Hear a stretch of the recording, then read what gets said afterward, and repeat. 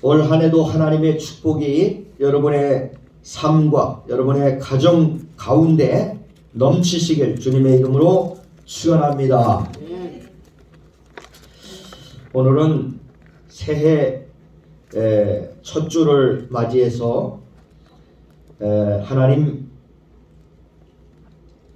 우리에게 어떤 말씀을 주시겠사옵나이까 겸손한 마음으로 주님께 엎드렸습니다. 주께서 제게 창세기 12장 1절로 9절 말씀을 감동 주시고 이 말씀을 증거하라고 명령하셨기에 오늘 이 말씀을 함께 나눕니다. 하나님께서 이 말씀이 1년 동안의 저와 여러분의 삶을 견고하게 붙들고 가는 귀한 에너지와 또 능력의 말씀이 되기를 주님의 이름으로 축원합니다. 자, 오늘 말씀의 제목은 같이 해봅시다. 내가 내게 복을 주리라. I will bless you. 내가 너에게 복을 줄 것이다. 이런 제목으로 말씀을 나눌 때 하나님께서 저와 여러분에게 큰 은혜 주시길 주의 이름으로 축원합니다.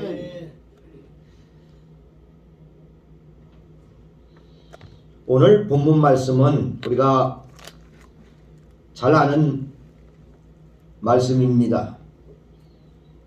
믿음의 조상이요 또 믿음의 시작인 아브라함을 하나님께서 우상의 도시인 갈대아 우르에서 불러내시고 그에게 복을 주시는 위대한 말씀이 오늘 본문의 말씀인 것입니다. 하나님께서는 아브라함에게 말씀하십니다. 너는 너의 고향과 친척과 아버지의 집을 떠나서 내가 네게 보여줄 땅으로 가라. 내가 너로 큰 민족을 이루고 네게 복을 주어서 내 이름을 창대하게 하리니 너는 복이 될지라.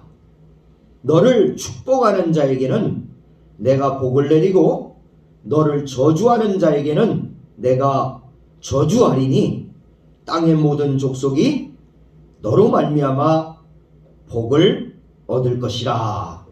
이렇게 말씀을 하셨습니다. 이에 아브라함이 여호와의 말씀을 따라서 갔다고 본문에서 말씀하고 있는 것을 우리는 발견하게 됩니다. 우리는 이 본문 말씀을 통해서 하나님의 부름을 받은 아브라함이 처음으로 시작한 일이 무엇인가를 살펴보면서 2023년도를 오늘 새롭게 시작하는 우리가 하나님께 무엇을 먼저 시작해야 되는가를 살펴보고 행하셔서 아브람처럼 복을 받는 저와 여러분과 여러분의 가정이 되시길 주님의 이름으로 축원합니다. 아브라함은 하나님의 말씀을 받고 적잖게 당황을 했을 것입니다. 수십 년 동안 가정을 이루고 부모와 친척과 또 많은 자산이 있는 그 갈대아 우르 고향을 떠나라고 하는 하나님의 명령은 실로 좀 충격적이었을 것입니다. 뭔가 대안을 마련해놓고 떠나라고 하는 것도 아니고 이미 보여준 땅도 아니고 보여줄 땅으로 가라고 말씀을 한다는 것은 아브라함에게 적잖은 모험이 아닐 수가 없었을 것입니다. 그럼에도 불구하고 아브라함은 중대한 결단을 내리고 하나님의 말씀을 순종함으로 말씀을 따라 갔던 모습을 우리는 발견하게 되는 것입니다. 여러분과 저의 삶에 하나님은 대책 없이 떠나라고 말씀할 때가 있을 것입니다. 뭔 대안을 마련해 놓고 떠나라고 하신다면 납득이 갈 텐데, 대안도 없이 뭐 보여지는 현실도 없이 가라고 한다면 아마 너무도 막막하고 두려울 것입니다. 그럼에도 불구하고 믿음은 결단인 것입니다. 믿음은 모험인 것입니다. 믿음은 보이지 않는 것을 이루는 힘인 것입니다. 그래서 믿음은 바라는 것들의 실상이요 보이지 않는 것들의 증거라고 말씀하고 있는 것입니다.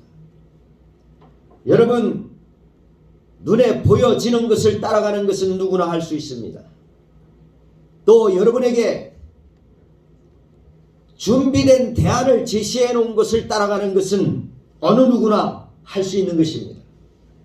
그러나 대안도 없이 보여지는 것도 없이 막막한 현실 앞에 하나님께서 말씀 하나 믿고 하나님 전적으로 하나님 한 분만을 의지하고 가라고 할 때에 우리는 믿음이 없이는 갈 수가 없는 것입니다.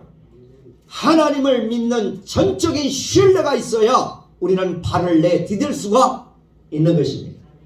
여러분, 요단강이 갈라지는 역사가 바로 하나님을 전적으로 믿는 믿음의 역사로 가능했던 것입니다. 요단강이 찰랑찰랑 됩니다.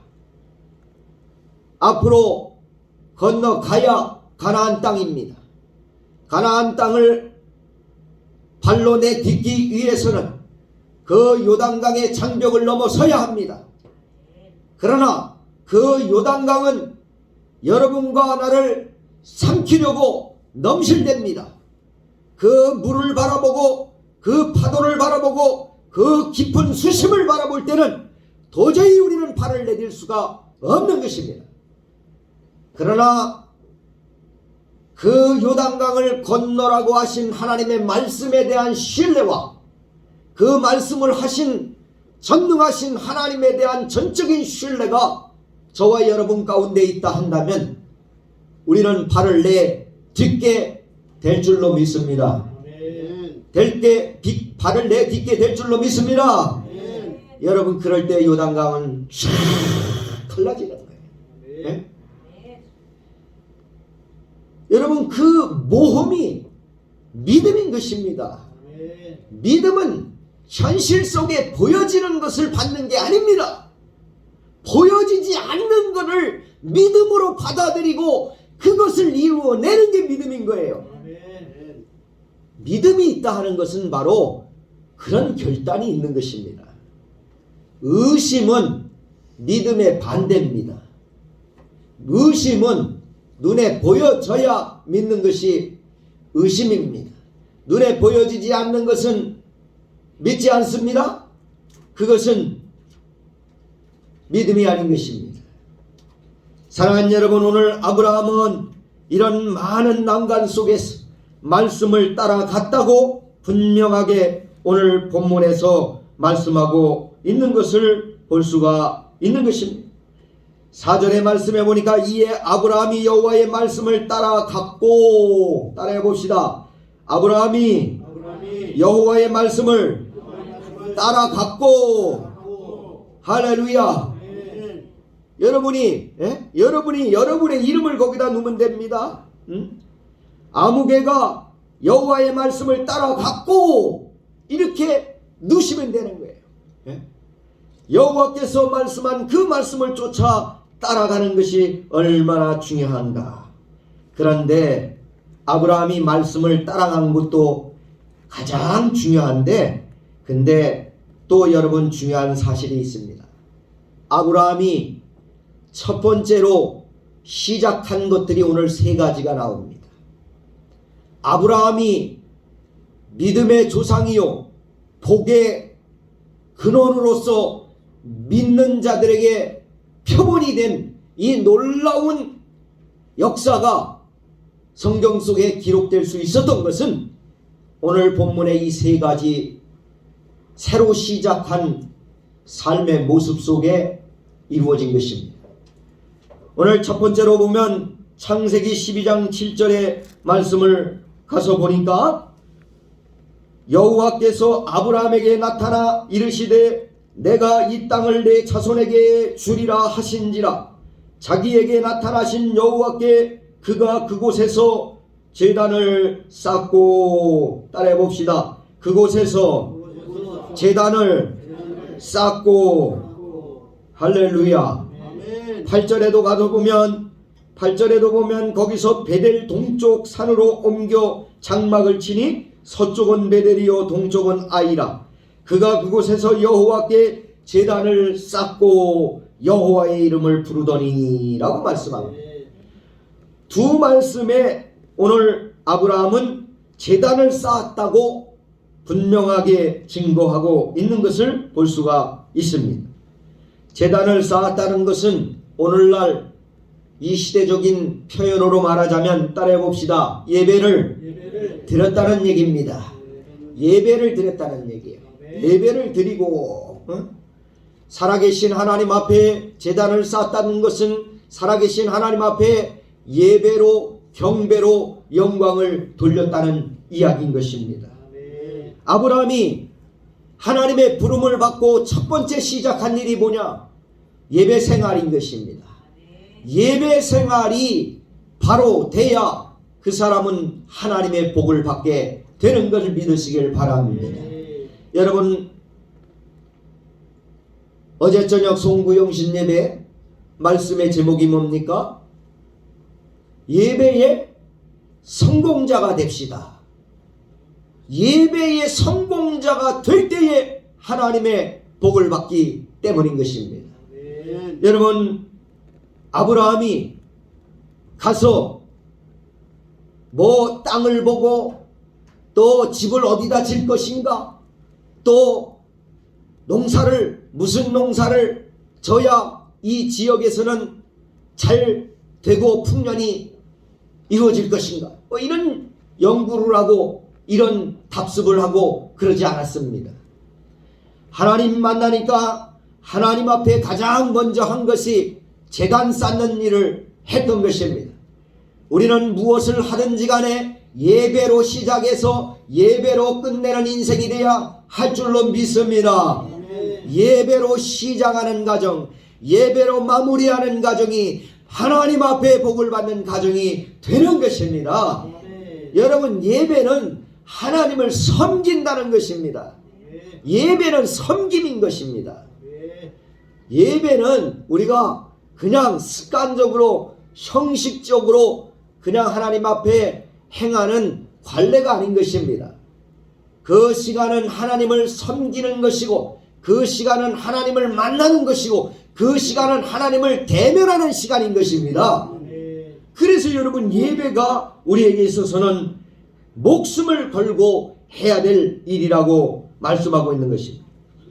여러분, 또 13장 4절에 가서 말씀을 보니까 이 아브라함이 이 남방으로 점점 옮겨가서 이 가나안 땅에 기근이 들게 되니까 애굽을 향해서 넘어가게 됩니다.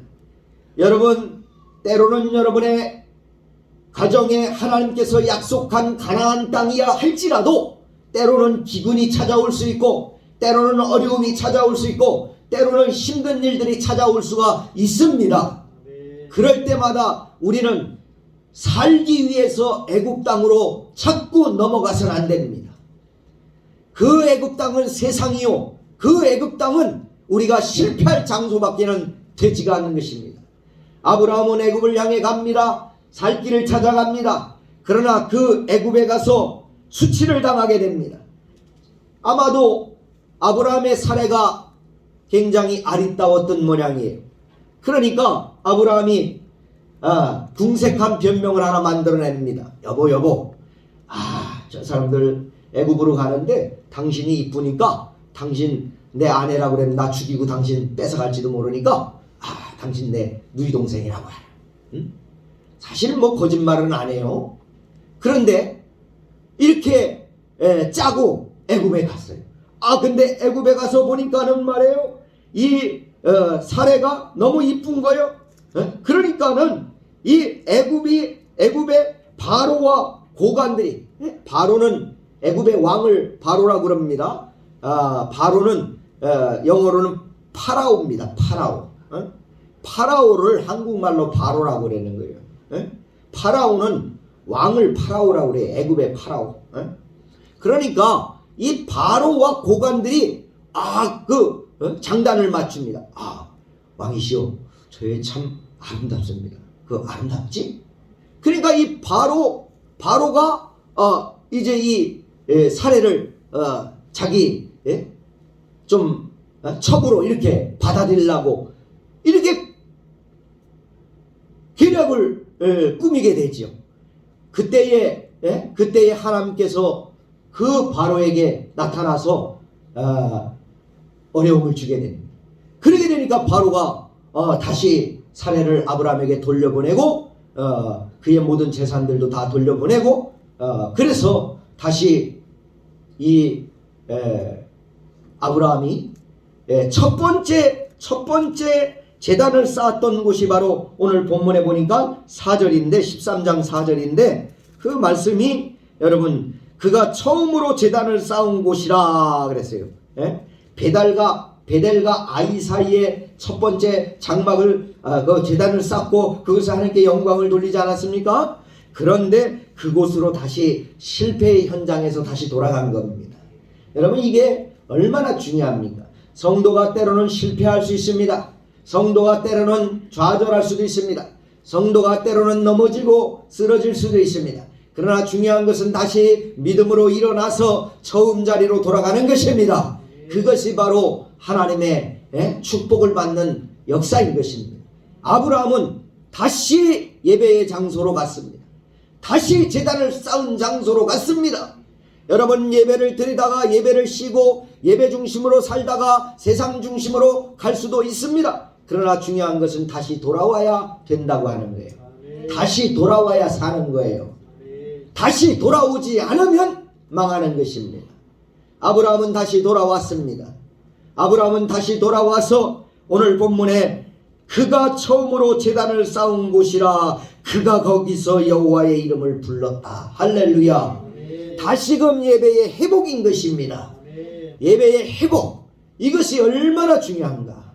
그 다음에 여러분 더 나아가서 18절의 말씀을 보게 되니까 이에 아브라함이 장막을 옮겨 헤브론에 있는 마므레 상수리 수풀에 이르러 거주하며 거기서 여호와를 위하여 제단을 쌓았더라. 거기 가서 또 제단을 쌓았습니다. 따라해 봅시다. 아브라함은 옮기는 곳마다 첫 번째로 제단을 쌓았다. 여러분 우리는 하나님 앞에 우리가 발을 내딛는 곳마다 예배를 먼저 드립니까? 아니면 딴 것을 먼저 합니까? 여러분 가정에 여러분의 삶에 예배 중심의 삶이라고 하는 것은 무엇을 행하든지 먼저 예배를 통해서 하나님께 영광을 돌리고 하나님의 뜻을 구하고 하나님의 축복을 구하는 그 행위가 가장 먼저 우리의 삶에 있어야 될 줄로 믿습니다. 이것이 바로 여러분 아브라함이 처음 시작한 일입니다. 우리가 2023년도를 시작하는 이 첫 시간에 우리가 무엇을 먼저 해야 될 것이냐? 예배로 먼저 시작하는 것. 여러분의 가정에 복이 임할 줄로 믿습니다. 과거에 여러분 우리 믿음의 선조인 손양원 목사님이나 주기철 목사님 같은 신앙의 선배들을 보면 이분들은 하나님 앞에 예배 때문에 목숨을 건 사람들입니다. 예배 때문에. 여러분 일제시대 때에 신사참배는 이 일본인들이 신사를 만들어 놓고 거기에 그냥 묵념하면 되는 겁니다. 묵념하면 돼요. 그런데 이분들은 그 신사참배를 반대하고 나는 죽어도 이 신사 앞에 절을 하지 않겠다. 왜? 이 신사 앞에 절을 한다는 것은 내 신앙의 절개를 꺾는 것이고 그것은 바로 하나님에 대한 신앙을 배신하는 것이기 때문에 나는 결코 신사참배를 하지 않겠다. 갖은 회유를 다 합니다. 갖은 회유를 다 해요. 일본 사람들. 그러나 주기철 목사님은 신앙의 절개를 굽히지 않고 결국은 순교를 하게 됐습니다. 사랑하는 여러분, 이 예배 때문에 목숨 건 이 믿음의 사람들, 이 사람들이 바보라서 여러분 예배 때문에 목숨을 잃었겠습니까? 우리는 이 예배에 대한 분명한 정립이 있어야 됩니다. 예배가 뭔가? 예배를 왜 드려야 되는가? 예배가 우리에게 왜 필요한가? 예배 행위는 무엇인가? 분명한 정립이 없는 사람은 신앙생활을 해도 그냥 바르게 하기가 어려운 거예요. 여러분, 다니엘은 어땠습니까? 다니엘서 6장에 보면 이 다니엘은 3대를 거쳐서 하나님 앞에 쓰임받은 사람, 왕국 3대 왕국을 거쳐 3명의 왕. 첫 번째 왕은 바벨론 느부갓네살 왕입니다. 그 다음에는 다리오 왕입니다. 그 다음에 벨사살 왕입니다. 이 세 왕을 거쳐갈 정도로 위대한 인물로 쓰임받던 사람이 이 다니엘입니다. 다니엘은 다니엘서 6장에 보면 다리오 왕 때 다리오가 고관 120명을 뽑아서 나라를 통치합니다. 그리고 그 고관 120명 위에 세 사람의 총리를 둡니다. 3명의 총리, 요즘 말로 말하면 국무총리를 두게 되는 거예요. 그래서 그 세 사람 총리를 통해서 120명의 고관을 다스리고 120명의 고관이 전 백성을 다스리게 되는 거예요. 이런 정책을 썼어요. 그런데 그 중에서 이 다니엘이 3명의 총리들 중에 아주 현격하게 현명하고 아주 정치를 잘하는 그러한 위대한 하나님의 지도자였습니다. 그러니까 고관과 다른 2명의 총리들이 다니엘을 시샘하게 되지요. 그래서 다니엘을 죽이기 위해서 모략을 꾸미는데 그것이 바로 다니엘이 예루살렘 성전을 향하여 기도하고 예배하는 그것을 꼬투리 삼아서 죽이기로 작정하고 왕위에 다른 신에게 절하거나 경배하거나 섬기면 무조건 죽이자, 이런 법안을 만들어서 통과시켰습니다. 왕은 그 내용도 모르고 다리오 왕은 인장을 찍었습니다. 바꿀 수가 없습니다. 그리고 나서 2차 수순으로 다니엘을 고발을 합니다. 왕이요, 다니엘 저자가 왕위에 이런 그 다른 신을 섬기면 죽인다고 하는 법안이 발의됐는데도 불구하고 저는 다른 신을 자기가 섬기는 하나님 앞에 예배하고 기도하고 섬겼습니다. 그러자 다리오 왕은 이 다니엘을 너무너무 아꼈습니다. 그런데 어쩔 수 없이 다니엘을 죽일 수밖에 없게 됐어요. 그리고 그 다니엘을 사자굴에 집어넣게 되고 다니엘을 죽이는 일을 하게 됩니다.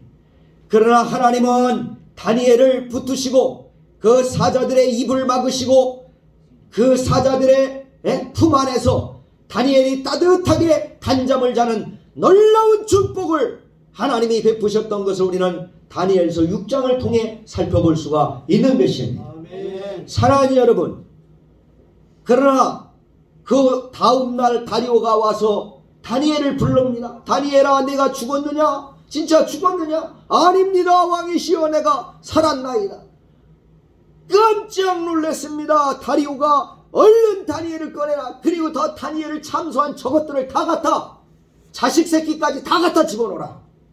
마누라, 자식 모조리 싹 썰어가지고 그냥 사자밥이 되도록 집어넣었습니다. 사자의 입을 하나님이 떡 열어줍니다. 사자가 열흘 이상 굶겨놨던 사자가 떨어지기가 무섭게 뼈까지 다 으스러뜨려 삼켰더라고 성경은 말씀하고 있습니다. 사랑하는 여러분, 예배하는 자는 죽을 곳에 가서도 살게 되는 줄로 믿으시길 바랍니다. 죽을 장소가 살 장소가 되는 거예요.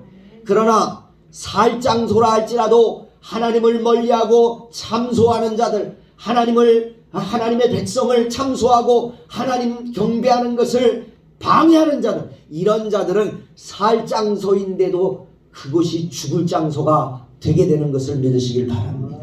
이것이 하나님의 역사예요. 나는 이런 것들을 많이 겪었어요. 어떤 사람이 나를 죽이려고 교육청에 고발을 했는데 하나님께서 그 고발한 사람을 통해서 교육청에서 나온 사람이 예수 잘 믿는 안수 집사님, 그 집사님이 교육청에 나를 공부방 하던 것을 고발을 해놓은 걸 정식 학원을 내줘가지고 학원을 잘 운영해서 교회가 어렵지 않도록 그 어려운 난간을 헤쳐나갈 수 있도록 하나님이 죽을 장소에서 도리어 나를 살게 하시는 그런 모습들, 이런 모습들을 나는 많이 경험을 하게 되고 또 믿음의 체험들을 한 기억들이 있습니다. 사랑하는 여러분, 이 아브라함의 일은 다른 사람의 일이 아닙니다. 이 다니엘의 일은 다른 사람의 일이 아닙니다. 바로 나의 일이었던 것입니다. 여러분의 일인 것입니다. 여러분도 다니엘과 똑같은 것입니다. 그것이 죽을 장소라도 하나님이 붙으시면 여러분이 살게 되는 거예요. 그게 믿음이에요. 그게 믿음. 믿음이 뭐가 있습니까? 믿음이 뭡니까? 믿음이 그게 믿음인 거예요. 아니, 당연한 걸 믿는 거 누군 못 믿습니까? 그거 다 믿어요. 그건 믿음이 아니에요. 그거는 인정하는 거지. 그건 믿음은 여러분 누구나 다 믿을 수 있는 거는 그건 믿음이 아니에요. 그건 그냥 인정하는 거예요. 그냥 그럼 나도 인정해. 여러분이 인정하는 걸 믿음으로 착각하지 마세요. 믿음과 여러분이 현재 모든 사람이 그냥 인정하는 거는 다른 거예요. 아시겠어요, 여러분? 저도 여러분같이 과거에는 생각을 했었어요. 그냥 현실에 있는 거 하나님 주신 거 믿습니다. 여러분, 하나님은 따라봅시다. 없는 것을 있게 하시는 하나님이에요. 없는 걸 있게 하시는 하나님이에요. 그게 믿음의 역사예요. 아브라함에게 99세에 약속을 줍니다. 너 아들 줄 것이다. 이거 말도 안 되는 소리요. 100세에 아들 낳잖아요. 100세에 아들 낳았어요. 나만 합니까? 여러분 모릅니까? 그 말씀? 다 알잖아요. 100세에 아들 낳았어요. 그게 믿음의 역사인 거예요. 믿을 수 있는 걸 믿는다고 하지 마세요. 그럼 믿을 수 있는 건 예수 안 믿는 사람도 다 믿어. 믿을 수 없는 걸 믿음으로 극복하고 이루어내는 게 믿음의 삶, 믿음의 역사인 겁니다. 이게 어려운 거예요. 오늘 아브라함은 그런 믿음을 가졌기 때문에 믿음의 조상이 됐던 거예요. 여러분한테 내가 내게 보여줄 땅 가라. 박 집사님한테 박 집사야, 내가 너에게 보여줄 땅으로 가라. 여기 떠나라. 그리고 저 전라도 지방으로 가라고. 아니면 저 미국으로 지금 가라고. 아니, 하나님 미쳤어요? 내가 이 나이에 미국 가서 영어도 못하는데 뭘 가시겠어요? 아니, 하나님 지금 말씀했다고 칩시다. 마음에 큰 감동을 줬어. 떠나시겠어요? 쉬운 일이 아니에요, 그게. 여러분이 뭐 아브라함이 성경에 쓰여서 그냥 떠났다니까 그냥 아이고 그래 아브라함도 떠났는데 내가 왜 천만의 말씀.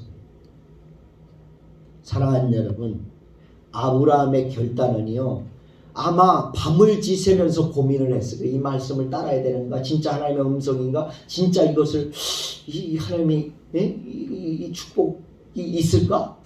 별별 고민이 밤을 지새면서 아마 고민을 했을 거예요. 결단하기까지. 여러분 믿음은 그래서 결단이라는 거예요. 사랑하는 여러분, 엘리야는 어땠습니까? 엘리야는 열왕기상 18장에 가서 보면 바알을 섬기는 450명의 거짓 선지자들과 아세라 목상을 섬기는 400명의 거짓 선지자들, 도합 850명의 거짓 것들과 예배로 싸움을 걸었습니다. 예배로 싸움을 걸었어요. 너희가 드리는 예배 참 예배냐? 내가 하나님 앞에 드리는 예배가 참 예배냐? 우리 예배를 통해 결단을 내보자.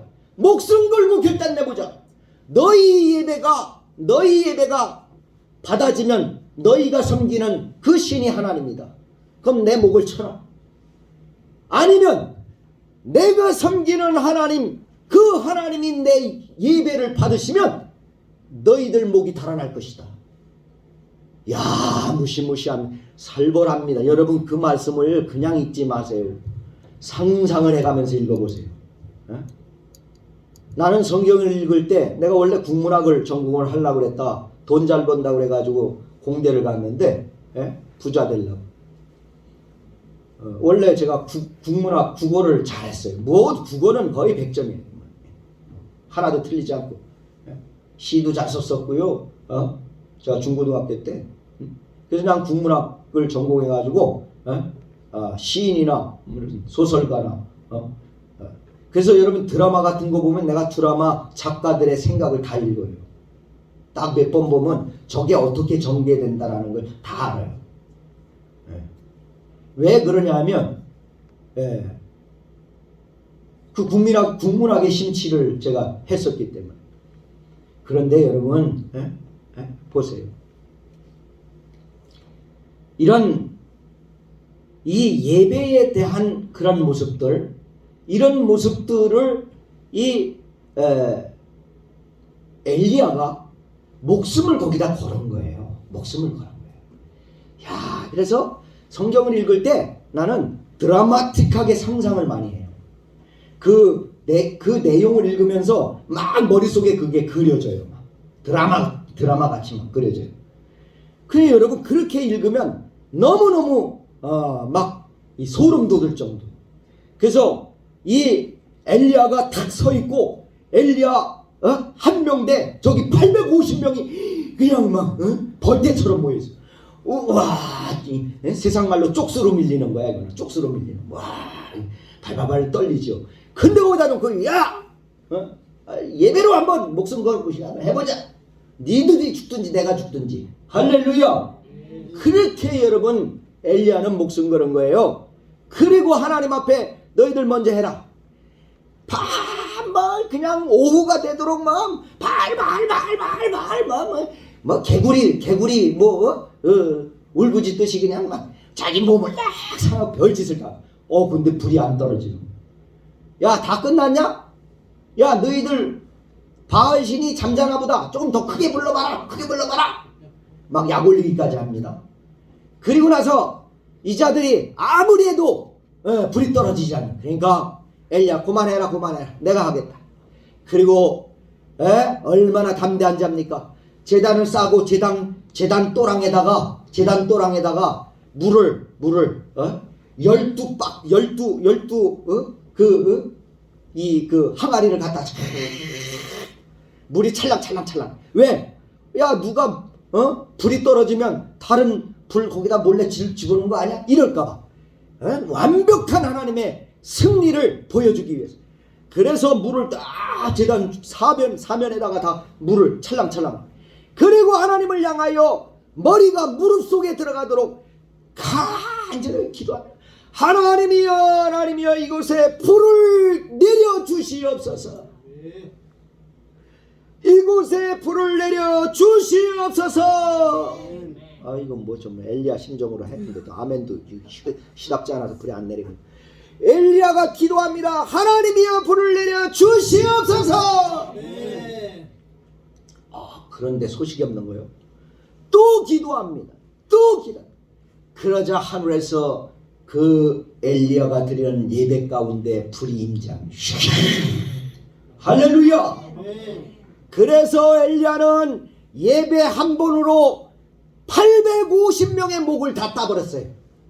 저 거짓 것들, 저 하나님을 대항하는 저 거짓 선지자들, 저것들 모가지를 다 쳐버려요. 저 기송강가로 도망가면 막 도망가면 살라고 저 기송강가까지 내려가서 다 죽여라, 다 죽여라. 이야, 여러분, 나는 구약을 읽으면 몸소리가 쳐져요. 왜 그러냐면 구약은 용서가 없어요.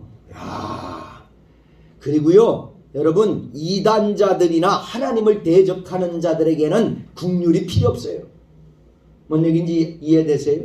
하나님은 하나님을 대적하고 하나님을 만홀히 여기는 자들, 그런 자들 국률을 베풀질 않았어요. 모조리 다 죽였습니다. 다 죽여라. 850명을 다 따라가 죽였습니다. 할렐루야.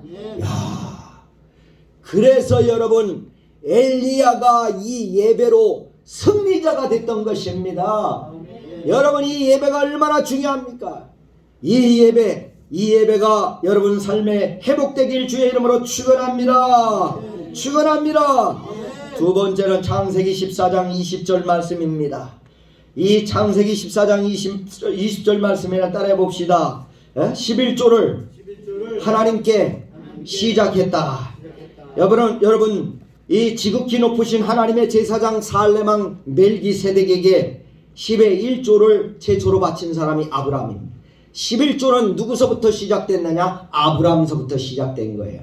말라기 3장에 11조에 대한 말씀들 이스라엘 백성들에게 경고하고 있죠. 그거는 한참 오래 아브라함 때 벌써 11조는 시작된 것입니다. 여러분, 이 10의 1조는 이 아브라함이 이 그돌라오멜과 전쟁에서 승리하고 돌아옴으로 인해서 처음 시작했는데, 이 내용은 13장으로 거슬러 올라갑니다. 창세기 13장 1절로 13절에 보면 아브라함과 롯이 서로 이제 같이 오게 됐는데, 갈대우르에서 떠나서 가나안 땅까지 같이 왔어요. 가나안 땅까지 같이 왔는데 이 두 가정이 너무 그 재산이 많아지고 또 그 종들이 많아지니까 그 땅에 한 땅에 같이 머물 수가 없는 거예요. 그러니까 아브라함이 하나님의 음성을 듣고 이제 갈라서라. 그래서 이 롯을 떠나보냅니다. 롯을 떠나보내는데 아브라함이 얼마나 마음이 너그러웁니까? 자기가 먼저 좋은 땅 차지하지 않고, 왜? 삼촌인데요. 근데 조카한테, 야 롯아, 네가 먼저 좋은 땅 택해라. 그러니까 이 롯이 가만히 보니까 저 동편을 보니까 이 동편이 에덴 동산 같은 거예요. 그러니까 거기 다 소돔 고모라 있는 쪽입니다. 거길 택했어요. 그런데 나머지 아브라함은 나머지 이 가나안 땅 이쪽 동서남북을 하나님이 주셨습니다. 그런데요, 난리가 났습니다. 이제 소돔 고모라 지역에 거했던 이 롯이 거기서 안정을 찾고 재산이 늘어나고 하게 되니까 그 지역에 전쟁이 일어났습니다. 그돌라오멜과 또 시날왕 이런 왕들 5대 왕이 연합군이 조직이 돼서 소돔과 고모라 4개 왕을 이제 침략하게 됩니다. 그래서 그 소돔과 고모라가 정복을 당하게 돼. 누구에게? 그돌라오멜 연합군에게. 그러니까 결국은 그곳에 살고 있던 롯도 포로로 잡혀가게 되는 거예요. 모든 가솔들과 재산까지 다 잡혀갑니다. 그 소식을 거기서 간신히 도망 나온 사람한테 이 아브라함이 듣습니다. 아브라함이요, 당신 조카 롯이 잡혀갔습니다. 큰일 났습니다. 그러자 아브라함이 318명의 가솔 군인들을 이제 그 당시는 이제 족장 시대니까 양떼를 지키고 이렇게 하기 위해서 그 군인을 이렇게 조직하고 병사들을 조직합니다. 그래서 318명을 데리고 전쟁에 나가게 돼요. 그래서 나가서 그돌라오멜을 쳐 부수게 됩니다. 그리고 승리해서 그들의 모든 그 전쟁의 전리품들을 다 뺏어서 오게 됩니다. 그래서 그 전리품들 중에서 살레망 그 멜기세덱에게 10분의 1을 구별해서 하나님 앞에 드리게 되는 거예요. 그래서 거기서부터 10의 1조가 생겨나게 된 것이에요. 여러분, 이것은 뭘 의미하냐면 10분의 1을 하나님 앞에 드린다는 것은 이 10분의 1조차도 모든 분깃이 하나님 앞에 하나님 것이라고 하는 인정에서 비롯되는 것입니다. 이 모든 것은 다 하나님의 것입니다. 그러나 하나님께 9개는 제가 쓰고 1개는 구별해서 하나님께 드리겠습니다. 할렐루야. 전체가 다 하나님 것이지만 그 중에 하나만 구별해 드리는 거예요. 만약에 여러분 10개 중에 9개를 하나님 앞에 아브라함이 드리고 1개만 자기가 썼다 한다면 지금까지 10의 구조를 드려야 될 거예요. 여러분이. 내가. 그런데 얼마나 감사해요. 10분의 1만 드렸으니 9개는 여러분 것이니까. 감사하잖아요. 그 지금도 뭐 어떤 사람은 10분의 2, 3, 4, 10분의 5 막 이렇게 드리는 사람들도 없잖아 있긴 합니다만은, 그러나 여러분 하나님 앞에 구별하여 드리는 이 11조는 하나님 앞에 이 아브라함이 처음 시작한 일인 것입니다. 하나님을 섬기는 성도들이 11조를 드리는 것은 마땅하다고 마태복음 23장 23절에 말씀하고 있습니다. 예수님께서 말씀하고 있는 거예요. 여러분, 예수님께서는 이 11조를 드리라고 친히 말씀하고 있는 것입니다. 근데 이 11조를 드리되 우리가 자발적으로 드려야 됩니다. 고린도후서 9장 6절로 7절을 얼른 찾아보시기 바랍니다. 고린도후서 9장 6절로 7절 한번 얼른 찾아보세요. 고린도후서. 자, 얼른 찾아보세요. 고린도후서 9장 6절 7절 읽어보세요. 찾으신 분이 먼저 읽으세요.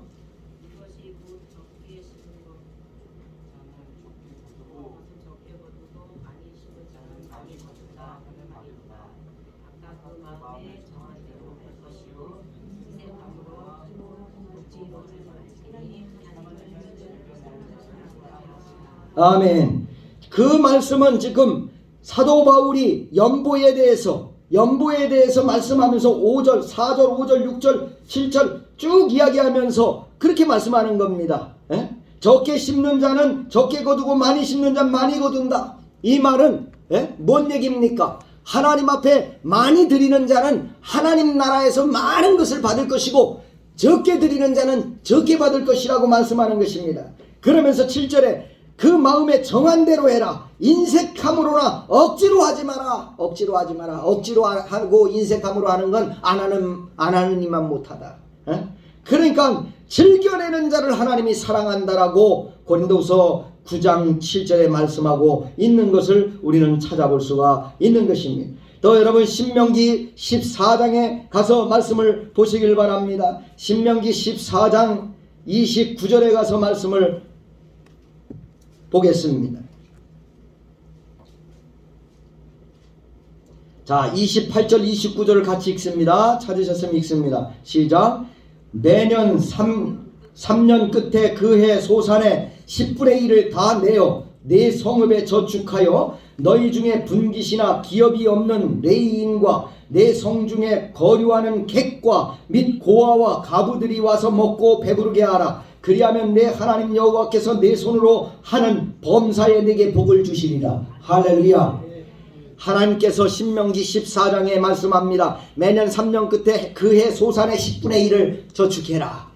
하나님께 드려라. 그것을 가지고 뭘 해요? 레위인이나 기업 없는 레위인이나 객이나 고아나 가부들이 와서 배부르게 먹게 해라. 하나님의 성전에서 배부르게 먹게 해라. 하나님의 성전이 가난하지 않게 해라. 하나님의 성전이 차고 넘치게 해라. 구제 사업, 또 어려운 사람을 돕는 사업, 이런 사업들을 하나님의 교회에서 선교 사업 이런 것들을 하기 위해서 그런 물질이 필요하다고 말씀하고 있는 것입니다. 여러분 말라기 3장 10절 한 절 더 찾아봅니다. 말라기 3장 10절입니다. 거긴 뭐라고 말씀합니까? 자, 이스라엘 백성이 이 하나님의 11조를 도둑질합니다. 그러자 하나님은 그들을 향해서 말씀하고 있는 것입니다. 8절부터 여러분 보세요. 8절부터 9절 10절까지 봅니다. 시작. 사람이 어찌 하나님의 것을 도둑질하겠느냐. 그러나 너희는 나의 것을 도둑질하고도 말하기를 우리가 어떻게 주의 것을 도둑질하였나이까 하는도다. 이는 곧 11조와 봉헌물이라. 너희 곧 온 나라가 나의 것을 도둑질하였으므로 너희가 저주를 받았느니라. 만군의 여호와가 이르노라. 너희의 온전한 11조를 창고에 들여 나의 집에 양식이 있게 하고 그것으로 나를 시험하여 내가 하늘 문을 열고 너희에게 복을 쌓을 것이 없도록 붙지 아니하나 보라. 만군의 여호와가 이르노라. 내가 너희를 위하여 메뚜기를 금하고 너희 토지 소산을 먹어 없애지 못하게 하며 너희 밭에 포도나무 열매가 지기 전에 떨어지지 않게 하리니 너희 땅이 아름다워짐으로 모든 이방인들이 너희를 복되다 하리라. 만군의 여호와의 말이니라. 할렐루야. 여러분, 하나님의 약속인 것입니다. 아브라함이 처음 시작해서 그것을 통해서 복을 받은 아브라함, 그 후손들이 그것을 지켜야 될 것을 말씀하는데, 그것이 여러분 7절에 말씀하고, 말라기 3장 7절에 만군의 여호와가 이르노라. 너희 조상들의 날로부터 너희가 나의 규례를 떠나 지키지 아니하였도다. 그런즉 내게로 돌아오라. 그리하면 나도 너희에게로 돌아가리라 하였더니 너희가 이르기를 우리가 어떻게 하여야 돌아가리까 하는도다. 그때에 돌아가는 방법이 뭐냐? 내 것을 도둑질한 것부터 토해내라 말씀하고 있는 거예요. 사랑하는 여러분, 이 나라에는 의무가 3가지가 있어요. 첫째가 뭐냐? 국방의 의무, 국방의 의무. 대한민국 국방의 의무. 해도 되고 말아도 되는 게 아니에요. 의무입니다. 네? 그 다음에 두 번째는 납세 의무예요. 납세는 세금은 반드시 내야 되는 거예요. 기쁨으로 그냥. 응? 나도 세금 많이 내요.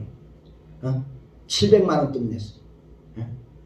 자, 그 다음에 세 번째가 뭐냐면 교육의 의무요. 교육의 의무. 자식 놓으면 교육시켜야 될 의무. 부모가.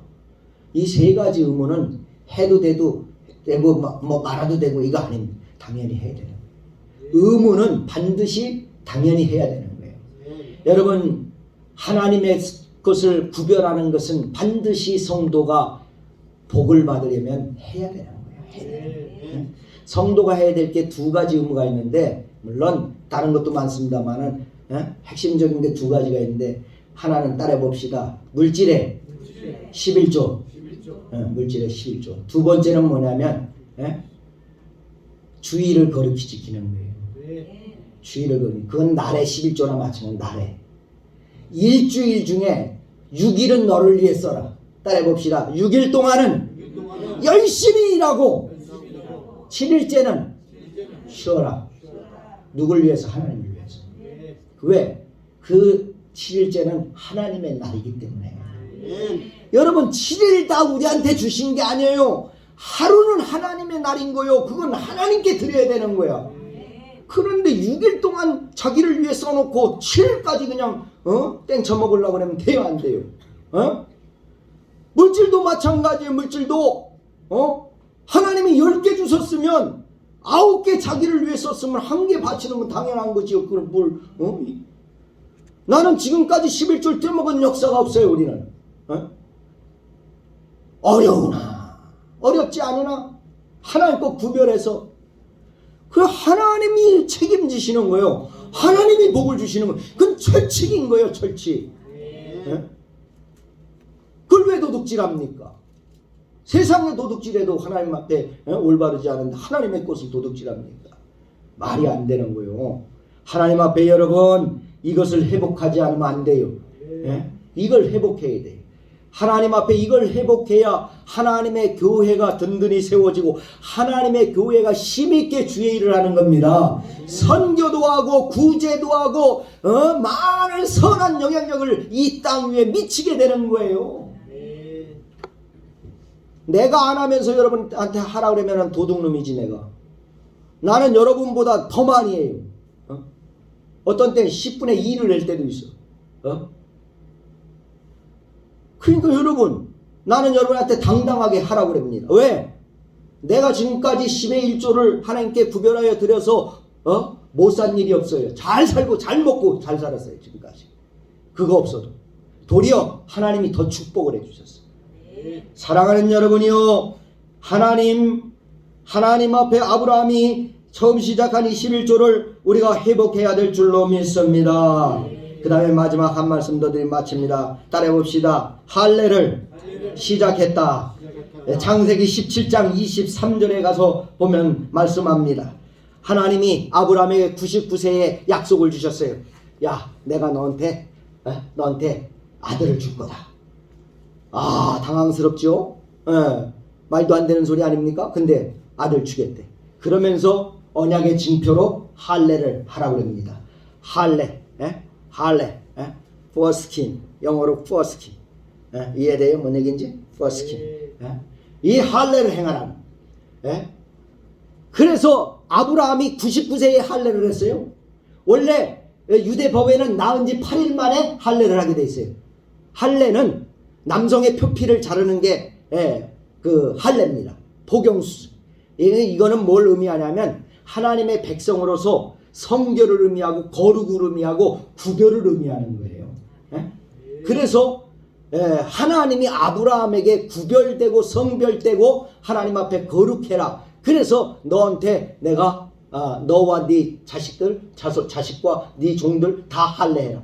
그래서 아브라함과 그 첩의 아들 이스마엘과 모든 종들이 다 그때 할례를 한 거예요. 그 내용이 여러분, 그 내용이 이 창세기 17장에 나오는 거예요. 아브라함은 99세에 할례를 했어요. 이스마엘은 13살 때. 그래서 이스마엘과 이삭의 나이 차이가 14살 차이예요. 14살 차이. 중학교 1학년 때 난 거예요. 그러니까 얼마나 이스마엘이 그 이삭을 우습게 보고 희롱하고 그랬겠어요. 그래서 쫓겨난 거예요.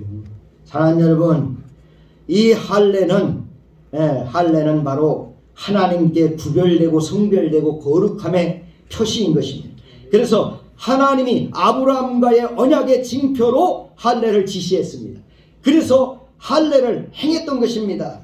그게 바로 이 17장 11절에 나옵니다. 17장 11절.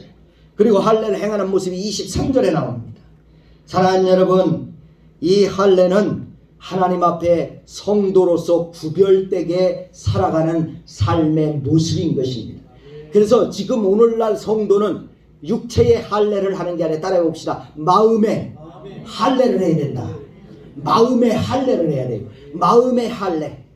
여러분 아까 내가 foreskin이라고 하는 영어 단어를 얘기했는데 foreskin이라는 단어가 뭔지 아세요? 할례라는 말인데 할례라는 말인데 다른 뜻으로는 뭐냐면 마음의 할례를 말하는 거예요. 참 재미있죠?